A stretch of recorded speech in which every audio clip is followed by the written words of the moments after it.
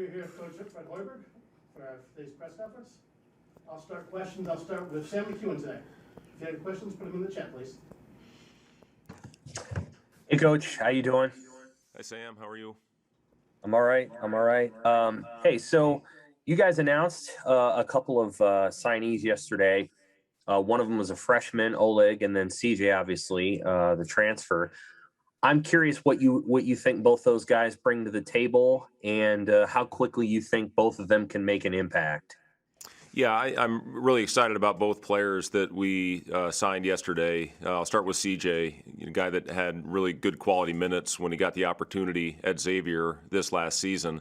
The thing that stands out about CJ is perimeter shooting. And, that's certainly an area where we need to improve, we need to get better, and he'll immediately help us in that area, as well as the other guys that we signed in the fall. So I'm excited about that aspect of our team, hopefully being a more consistent three-point shooting group, and obviously from the free throw line where we need to improve in a big way. But he's not just a shooter. He's got a good, strong body, should have versatility on the defensive end, a guy that can put the ball on the floor, and as I said, a good, strong body to finish in the paint. So I think we're getting a very complete player in C.J. Wilcher. As far as Oleg, the addition of getting size, 7-footer that's got very good skill. What we do and the way I've always approached it is the guys will come in and compete and go out there and show me in practice who deserves to be on the floor and who deserves minutes. And, I anticipate Oleg coming in and competing for that spot. Strength is always a big thing for all freshmen that they have to improve on. And, when he gets here in the summer, we'll have an opportunity to start working on his body right away. But, to add a 7-footer that's got a good skill set, it should be a good long-term addition for our program. Chris Bassett. Hey, Fred, I wanted to ask you about the one-time transfer rule. It looks like it's going to become official today. I guess just your thoughts on that. How does that change the way you go about recruiting, or does it change the way you go about recruiting? And what do you think of that kind of becoming official now? Yeah, it won't change our approach as far as how we recruit. Obviously you've seen in the couple years that we've been here that we've taken players from all different areas as far as freshmen, junior college players, international players, and transfers. So, you just, I think there's 1,400 in the portal right now, 1,300 or 1,400 of them. And, obviously a lot of them have very talented, unique skill sets and very good players. So, we're evaluating that constantly, as all coaches and all programs do, on how you can add talent, how you can get your team better. And, as far as the rule change, I think it's good. I think it'll give some consistency now for the transfers that are moving on, that you have the ability to play right away on the one-time transfer exception. The legislation's been on the table the last couple of years, and I think now it will add some consistency to the transfers that are leaving their program. So I think it's a good change. How is maybe, recruiting transfers different than than it was maybe when you started at Iowa State? Obviously, the numbers of guys out there are different, but has it become more difficult? Is it easier? Or I guess how has it changed in your eyes? I think the biggest thing, Chris, you're competing against so many more schools than maybe we were our first go-around at Iowa State, where we really built our team that first year with transfers. We got 4 high-level kids in that sat out that first year, and Royce White, Chris Babb, Chris Allen, Anthony Booker. And they really helped jumpstart our program, and I think really attracted 4-year players that came in and were huge parts of our program. We still recruited transfers, but getting on the map and showing success and an exciting style of play, got us the opportunity to recruit better players than we would have been able to early in the process. But now you look at transfers being such a huge part of recruiting for all schools. We weren't recruiting against a lot of the teams that are getting transfers now, and that's just the landscape of where things are in college basketball right now, really college sports, with so many transfers leaving looking for better opportunities. And, but it has changed. There's no doubt about that. When we started at Iowa State, there weren't a lot of schools that took transfers, or at least built through the transfer market. We did that, but again, what that did for us is it attracted a lot of really high-quality 4-year players. A lot of those guys are playing in the NBA right now. Thank you. Andrew Ward. Hey Fred, I'm curious, what was it like playing the dad role yesterday, and what are the emotions having Sam come on the team next year? Yeah, Andrew, it was really cool to be there, be a part of that, sitting there on signing day in his high school. Having the opportunity to have Sam part of our program, I think he'll be a great asset to us. He's going to be a walk-on for us. I know he's going to bring everything that you need to in that role on a daily basis. He's going to be a great teammate. He's an awesome kid. He's going to come into work extremely hard. He's going to push the guys that are going to be out there on the floor. Whatever role is asked of him, I know he'll go out and do to the best of his ability. So it's exciting, as parents, especially for Mom. I think it'll help ease the empty nest that we would have had Sam gone away to college, which he had some pretty intriguing opportunities. But at the end of the day, he wanted to stay home and he wanted to play here. He's really, fell in love with this community, as our entire family has. And, we love it here. And, Sam's excited to be part of our program, and we're certainly excited to have him. Michael Bruns. Hey, Fred, with the eligibility and everything from last year kind of being different, and I guess how do you kind of move forward with the remaining remaining scholarships, I guess, that you have? And also, do you have an update on kind of where he's at in the process with everything? Yeah, I'll start with Thor. We've been in constant communication. He is back home right now, and he's just weighing all the different options that he's going to have moving forward. And we've had a lot of talks, and he's going to take his time with the process, which he certainly can and should do.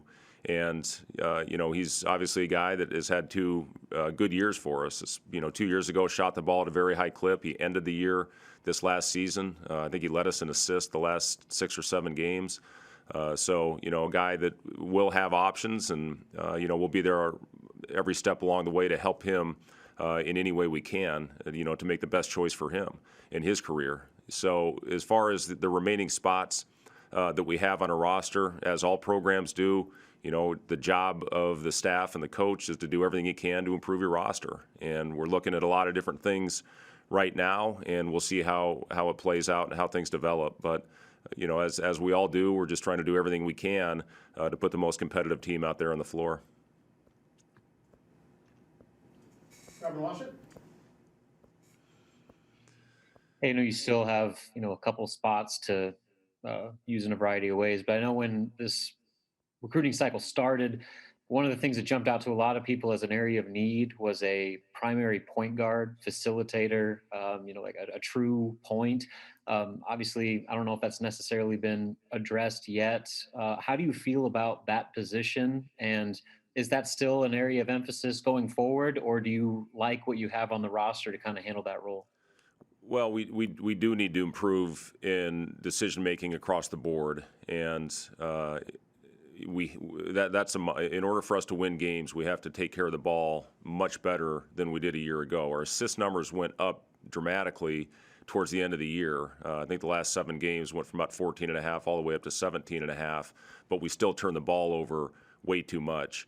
We're doing a lot of drills right now to hopefully get better with decision making. And, Delano at times showed very good decision making. Assist to turnover ratio was actually very good a year ago for Delano. The shutdown hurt him. There's no doubt about that. Being shut down for almost a month and then to have to come back. Trey, I thought, had made great strides going into the shutdown and then struggled when we came out as well. And we did as a team. We just, we played hard, we were competitive, but we turned the ball over way too many times to win games. So, we're going to continue to stress. We're watching a lot of film with our guys that we need to improve on.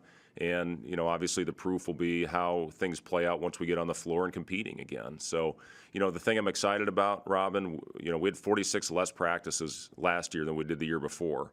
We're going to have a lot more time to work on those fundamental things where we have to improve, and hopefully that'll pay off.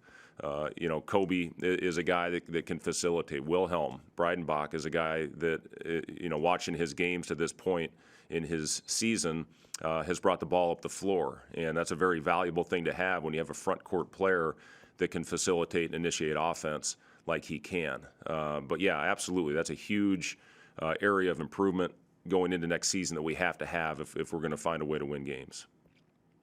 Where's your Giants hat, by the way, today? Robin, you muted. You're on mute, Robin.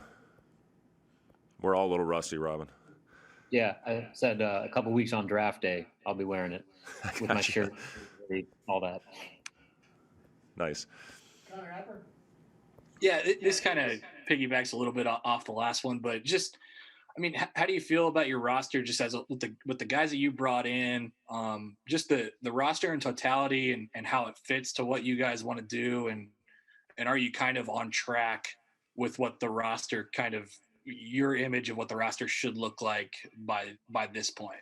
Yeah, I think we've made a lot of improvements to our roster with the recruiting class that we are bringing in to this point with the additions that we've made to our roster. We need to shoot the ball better, and I think we have addressed a lot of that with the players that we have coming in. You see what Keisha is doing right now with what he has done to help Ranger get into the national tournament in Hutch down in Kansas, which starts next week. You look at, obviously, Bryce McGowan's a guy that can score it from all over the floor. In Wilhelm, a guy that can stretch it and shoot it from a frontline position. Again, those guys are so important to have on your team to be able to shoot and get bigs away from the basket to open up driving lanes. So, I think through that, and then again with CJ and with Oleg, guys that can come in and knock down shots as well. So, I think we've made huge strides in that area. The other thing I'm excited about is we're going to have continuity with our roster for the first time since we've been here. The first year we had under 2 points coming back from the previous year. Last year I think we had 15. This year almost 70% of our production will be back and have been through the system, when I think we saw dramatic improvement over the course of the season, especially after the shutdown, and we got back playing and got into a rhythm. So, I'm excited about that. And then the additions that we've made, and, huge thing that we have to do as well, we were close on a lot of occasions. We didn't close out games. We have to be better down the stretch. We've got to find a way to get a group out there that's going to play with the confidence to win those close games, which we did not do a good job of last year. But yeah, I'm excited about the additions. I think the 14th ranked recruiting class in the country. So, I think we have addressed a lot of needs with the class coming in. Sam McEwen? I want to go back to the transfer question for a minute. College football coaches they just have trepidation about this. You can kind of tell. Some of it's based on scholarship numbers and other things. It feels like in basketball, for reasons that maybe you can help unpack, it just doesn't seem like it's quite a big of a deal. Like maybe because of collegiality, you guys have started to work on this process maybe a few years ahead of football. Why does it feel like in college basketball there's just a little bit more normalization of this, and it doesn't feel like it's going to be as huge of an adjustment? It's a good question, Sam. I can only comment on what we deal with our sport. Again, it's something where you've seen numbers steadily climb as far as players going into the transfer portal. And, with all the turnover you have on your roster to try to bring somebody in to fill a need or, be a player that can get you over the hump, be a guy that can come in and, be a guy you can build a program around. There's just so many of them. And the fact that the numbers have gone up, and you see pretty much every school across the country now that are adding transfers to their rosters, it's just, again, you're probably right. The fact that it's been happening now for the past several years, I don't think it's going to be that big of an adjustment for our sport. Did Baylor win the national championship and doing that with transfers and people talking about it make it maybe a little bit more, a little bit more palatable? And does that and in watching Baylor during the tournament, did you be like, this is why we do what we do? This is why we recruit the way we recruit? Yeah, I mean, it wasn't just Baylor. I mean, you look at a lot of teams that were in there in the Sweet 16 and the Elite Eight and even in the Final Four, not just Baylor that had transfers that played key roles on their teams. A lot of the teams that had success that were in there at the end, had transfers that played big parts in their, that had to do with their success. Thank you. Michael Bruns? Fred, where can Nate Lenzer kind of put his fingerprints on your program quickly here in the off season? And I guess why did you want to bring him aboard?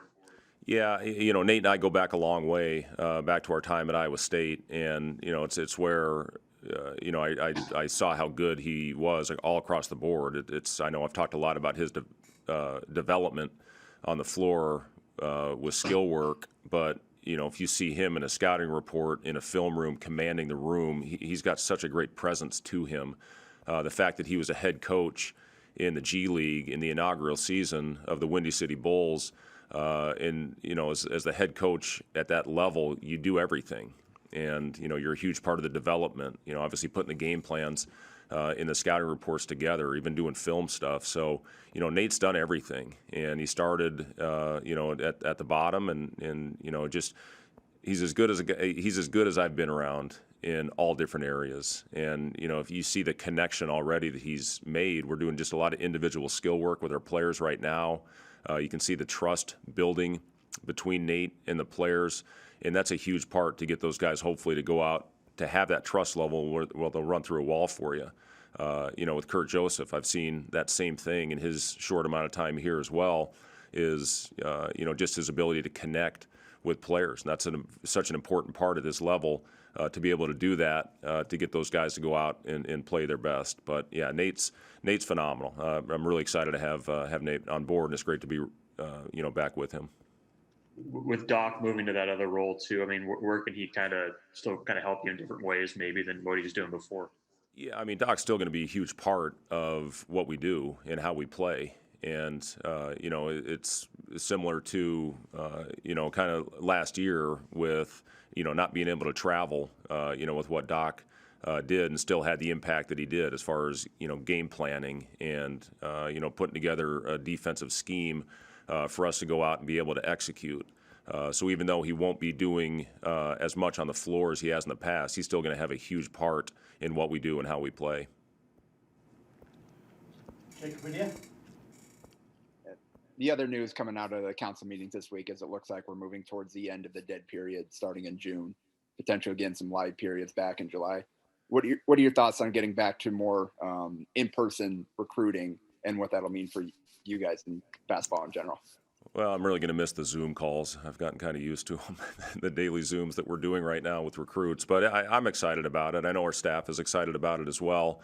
Hopefully being able to bring, get official visits back, which would start almost immediately, and getting players here to see firsthand what we have and what they will experience if they do come to Nebraska. To be able to get out and see players and evaluate.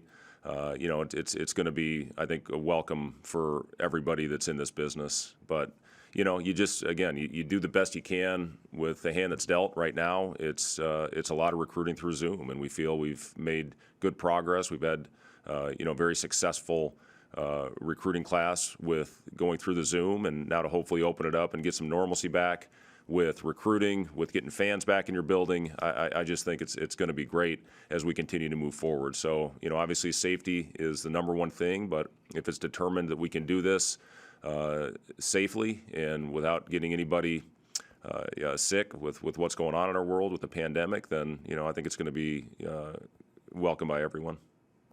How much of what you've had to do during this last year, how much do you think that will carry over and kind of create a new way of recruiting? As far as the Zoom stuff and everything, and you just have to put so many things together virtually. You have to send out virtual tours of your campus, your locker room, your facilities. Even the strength and conditioning staff. Our sports scientist Chris Bach, he spent time on Zooms with us. Our academic advisor Dennis LeBlanc would spend times on the Zooms as well. So, it's just to be able to be face-to-face obviously is ideal, but again, you adapt and you adjust, and hopefully you go out and make some headway. And again, I think with the class that we put together, top 15 recruiting class, with everything that we've been through, I think speaks volumes for, everything that we have to offer here. So, it is what it is, and hopefully, again, we move past it, we get back to in-person, but these Zoom calls will be something that we will continue to do moving forward. Kevin Washit? Just wanted to clarify, are you guys actively pursuing another player for this class or two? Yeah, I mean, we're always looking at ways to improve our roster, Robin. And, if we can go out and find somebody that we feel would be a good addition to our roster, then we'll talk about it and see, if we want to add another player. We've got 2 scholarships at the current moment. But yeah, we're always evaluating on how we can improve the roster, not only for next year, but, in the long term as well. So yeah, we're talking as all programs do. You continue to talk, you continue to build relationships with these players and kind of see where it goes. And with the fact that you have 2 technically scholarship players that don't count towards your 13, does that give you a little more wiggle room to maybe keep a spot or 2 in your back pocket for future classes or for potential mid-year transfer next year? Yeah, absolutely. And that obviously it goes through our mind as well with how we're going to approach it. But, as of right now, with what we have with Kobe using his extra year and then Trevor not counting as well.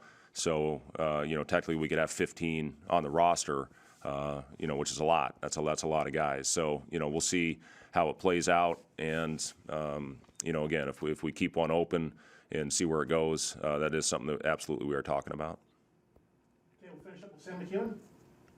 Hey, Coach.